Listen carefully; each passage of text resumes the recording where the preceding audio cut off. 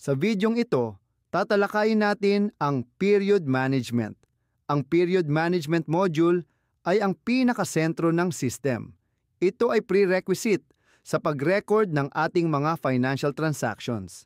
Dito makikita ang summarized amounts ng ating na-record na mga transactions. At dito rin natin maaaring i-generate ang iba't ibang mga financial reports. Upang makapagsimula, mag-create ng period, i-click ang Create Period button. Sunod ay piliin ang year na nais ninyong gawa ng financial records. Pwede nyo ring piliin ang nakaraang taon kung hindi nyo pa ito nagawa.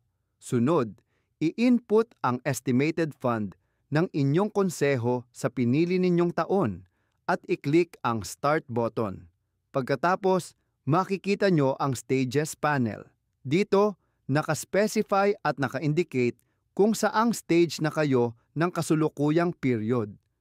Bawat stage ay merong mga focus points na nagsisilbing guide kung ano ang dapat gawin para sa particular na stage na ito, at bawat stage ay required upang makapagpatuloy sa susunod na stage. Mayroong 7 stages ang isang period. Una ay ang Develop a BIP stage.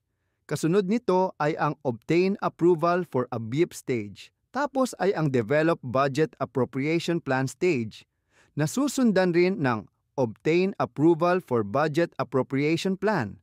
Pagkatapos ay ang Initiate Execution Period stage at mismong Period Execution stage. At ang panghuli ay ang Conclude Execution Period. Tatalakayin natin ang mga ito in details sa mga susunod na mga videos. Mapapansin nyo rin na mayroong Generate Reports panel. Dito nyo maaaring i-generate at i-download ang mga reports na kasulukuyan ninyong kinakailangan. Ang mga reports ay nakakategorize din kung kailan ninyo ito dapat isasubmit, kung ito ba ay monthly, quarterly, or annually. Mayroon ding mga labels na nagsisilbing reference upang malaman ninyo kung sino ang opisyal na dapat maghanda nito, kung saan ito isasubmit, at kung kailan ito dapat isubmit.